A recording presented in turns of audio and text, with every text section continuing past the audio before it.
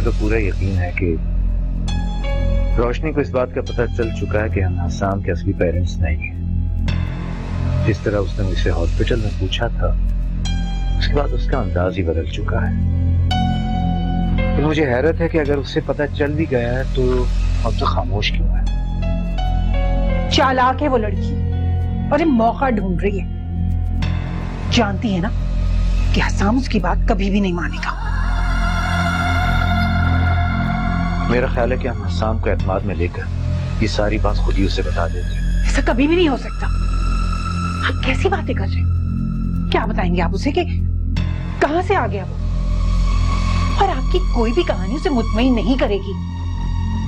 वो इस बात को कभी भी बर्दाश्त नहीं कर पाएगा। जो कुछ करना है वो मैंने सोच लिया। क्या सोचा तुम? ऐसा कुछ जिससे ये लड़की मजबूर होकर अपनी जुबान बंद कर दे, हमेशा हमेशा के लिए।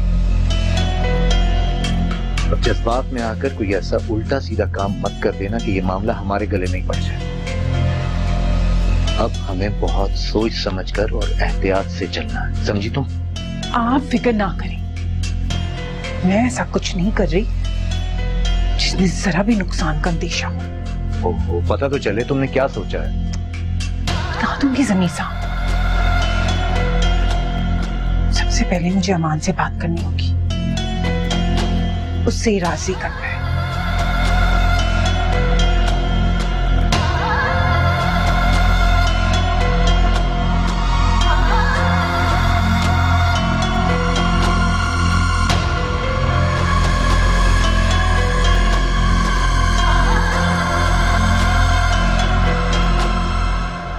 ये लीजिए आपकी दवाई और आपका नाश्ता। रोशनी, अगर मैं तुम्हारा शुक्रिया अदा करना भी चाहूंगा तो नहीं कर सकता। तुमने मेरे लिए अब तक बहुत कुछ किया। तो मैंने कोई एहसान थोड़ी किया है। अब बीवी हूं मैं आपकी, मैं नहीं करती तो और कौन करता। और एहसान मेरा आप पर और आपका मुझ पर हक है। तो ठीक है रोशनी, मगर मैंने भी बहुत दुनिया देख रखी है। आजकल इस रिश्ते की नजाकत को कोई नहीं समझता। तुम्हें किस चीज की कमी थी? कमी तो अब आप में भी नहीं है एहसान।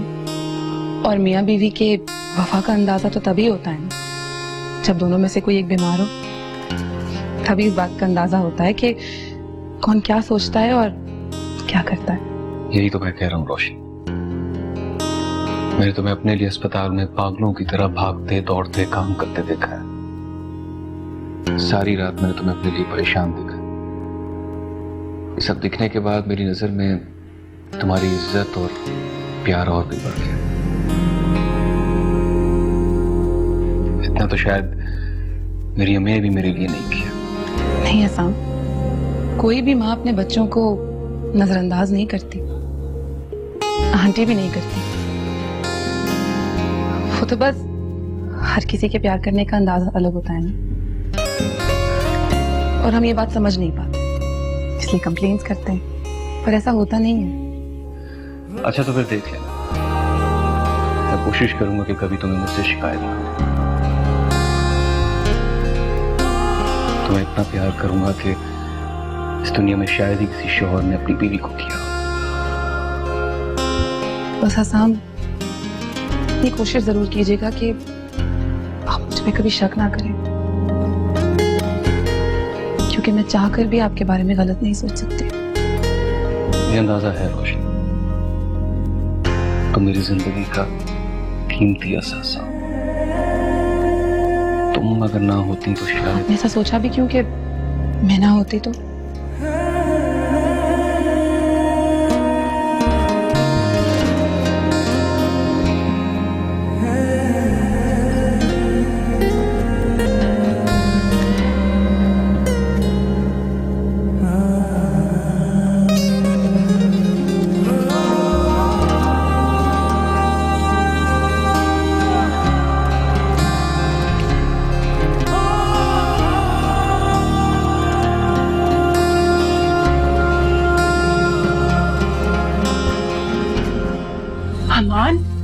सोचने का वक्त नहीं है, कुछ करने का वक्त है। तुम अच्छी तरह जानते हो कि रोशनी को पता चल चुका है कि हसाम हमारी औलाद नहीं है। लेकिन उसको कैसे पता चला? तुम वो सब छोड़ो। देखो बेटा, अब सारा दारोमदार तुम्हारे हाथ में है। तुम ही हो जो रोशनी को कोई भी बड़ा कदम लेने से रोक सकते हो। लेकिन मैं क्या कर सकता हूँ? अमान, किरण के साथ जो तुमने ड्रामा रचाया है ना, अब उसको हकीकत का रूप दे दो। तुम किरण से शादी कर लो। क्या? हाँ अमान, तुम्हें किरण से शादी करनी होगी। ये आप क्या कह रही हैं अम्मी? मैं किरण से शादी करने का सोच भी नहीं सकता। ये ड्रामा तो मैंने सिर्फ इसलिए रचाया ताकि रोशनी का ध्यान इधर उधर बटा रहे। इसलिए तो मैं कह रही हूँ, जब किरण इस घर में बहू बनकर आ जाएगी तो हमारा काम और आसान हो जाएगा। सवाल ही पैदा नहीं होता अम्मी, ये मैं हरगिज नहीं करूंगा। ठंडे दिमाग से सोचो, बेवकूफ मत बनो। और वैसे भी तुम तो किरण को रोशनी के सामने लाकर खड़ा करना चाहते थे। इससे अच्छा मौका नहीं मिलेगा अमान, और इससे हमें भी फायदा होगा।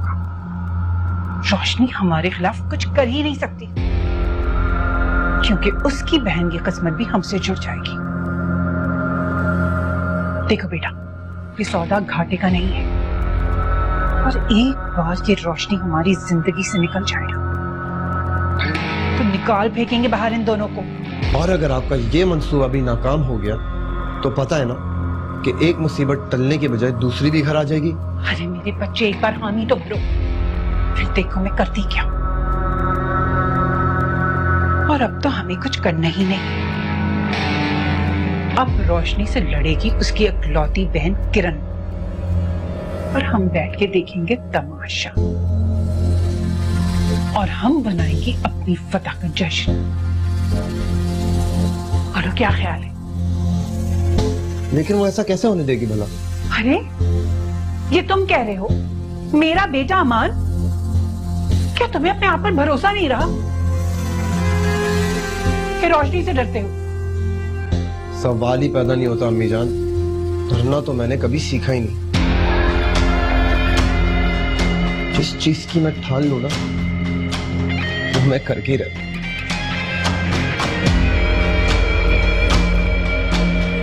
तो ठीक है, अब मुझे उस दिन का इंतजार रहेगा जब तुम किरण को इस घर में बहू बनाकर लाओगे।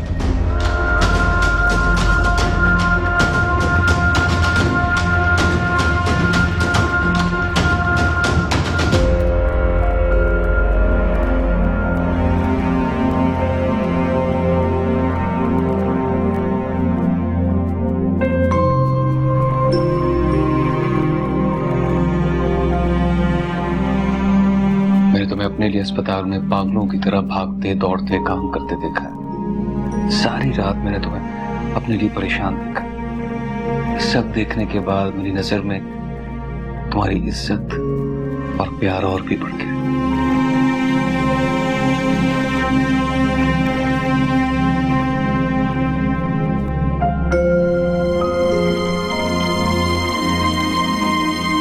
मैं कोशिश करूंगा कि कभी तुम्हें मुझसे शिकायत ना हो। तुम्हें इतना प्यार करूंगा कि इस दुनिया में शायद ही किसी शौहर ने अपनी बीवी को किया।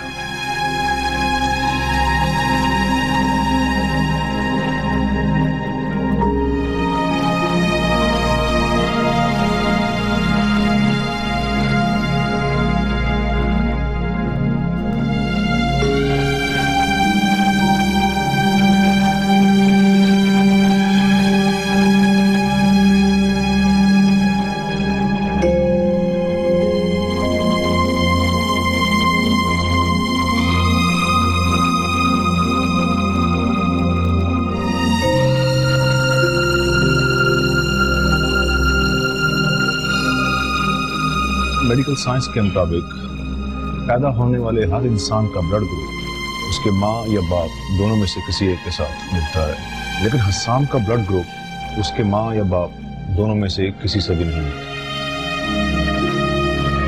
आपके हस्बैंड का मेडिकल रिकॉर्ड भी जो हमने बाहर से मंगवाया है, उसमें भी हसाम के फादर का नाम कुछ और है। इसका मतलब यही है कि अगर मैं गलती पर नहीं हूँ तो आपके हस्बैंड के माँ और बाप उसके हकीकी वालिदैन नहीं।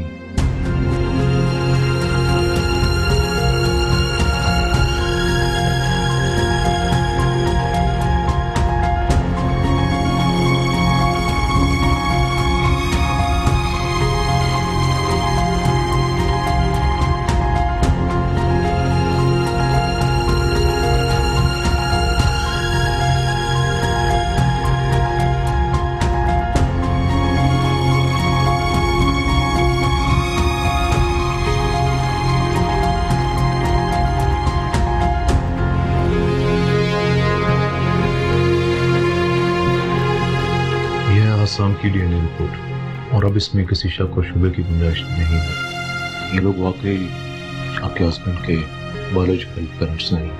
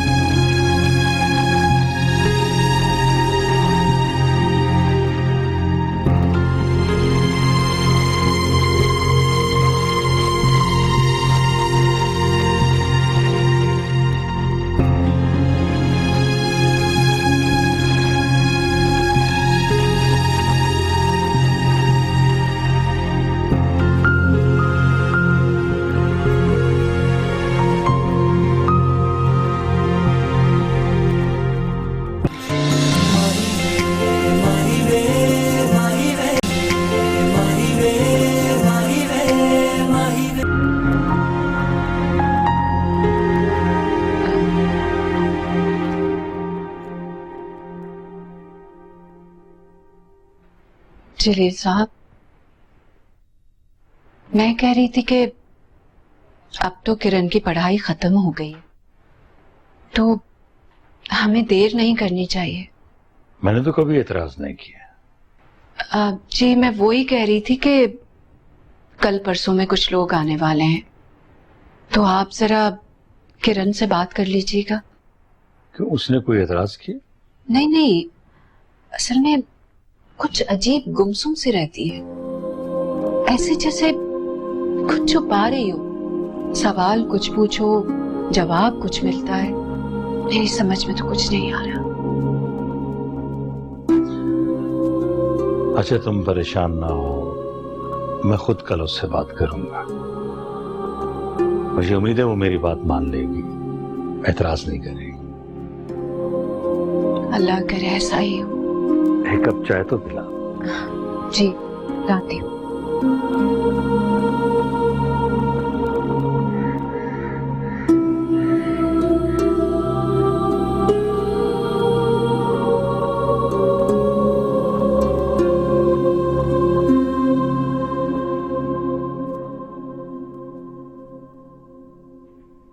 किरण,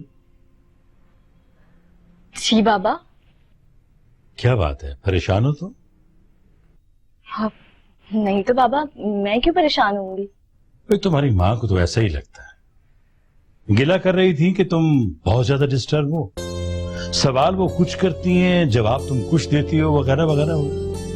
भाई मैंने तो उन्हें साफ साफ कह दिया है कि इसमें कोई बुराई नहीं है, मेरी बेटी मेरी दोस्त थी। अगर कोई ऐसी वैसी बात होगी तो किरण मुझसे कह दे। वही तो ना बाबा जान, कोई बात होगी तो बताऊंगी ना, और कोई बात ऐसी है ही नहीं तो छुपाने का क्या सवाल। मैं तो बस अपने एग्जाम की वजह से परेशान थी। अरे बेटा, खैर से इम्तिहान तो हो गए, अब तो बस रिजल्ट आएगा और हमने मिठाई खानी है। लेकिन तुम्हारी माँ का ख्याल कुछ और है। वही बेटा शादी वादी वाला मसला। बता रही थी कि 2 दिन में कोई मेहमान आ रहे हैं तुम्हें देखने के लिए। नहीं बाबा, मुझे नहीं मिलना किसी से, और नहीं करनी मुझे शादी वादी। ये क्या बात? शादी क्यों नहीं करोगी तुम? क्योंकि बाबा मैं भी पढ़ना चाहती हूँ, और अभी मेरे एग्जाम खत्म हुए दिन ही कितने हुए जो अम्मी ये सब। अरे बेटा, तुम्हें शादी करने के लिए कह रहे हैं, पढ़ाई छोड़ने के लिए तो नहीं कह रहे। बाबा शादी के बाद कौन पढ़ने देता है? अरे बेटा, जो पढ़ने नहीं देगा हम उसे रिश्ता ही नहीं देंगे। तुम परेशान ना हो, ये बात हम पहले ही कर लेंगे, फिक्र करने की जरूरत नहीं है। किरण बेटा, मैं बेटियों का दुख समझ सकता हूं। वालिदैन की अपनी मजबूरियां होती हैं। कोई शाह हो या फकीर, बेटी को अपने घर रोक नहीं सकता, इन्हें रुखसत करना पड़ता है। बेटियों को ससुराल जाना पड़ता है। दिल छोटा मत करो बेटा, अल्लाह बेहतर करेगा। कैसे समझाऊं बाबा आपको?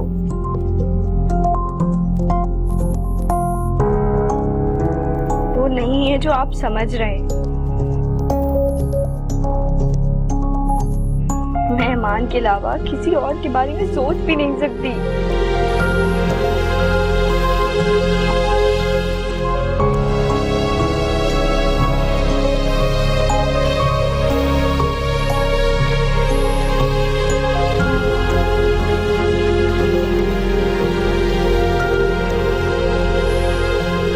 अरे रोशनी, हसाम को नाश्ता करा दिया तुमने? जी करा दिया। क्या बात है, कोई परेशान लग रही हो तुम? या तुम्हारा कोई मूड खराब है? इस तरह मुंह सुजाए बैठी हो, भाई बता ही दो। नहीं, ऐसी कोई बात नहीं है, मैं हसाम की वजह से ही परेशान हूं। उसके लिए परेशान होने की क्या जरूरत है? फिर माशाल्लाह ऑपरेशन हो गया, 1-2 दिन में ठीक हो जाएगा। बात अगर 1-2 दिन की होती तो परेशानी ही क्या थी? बात तो बरसों पुरानी है।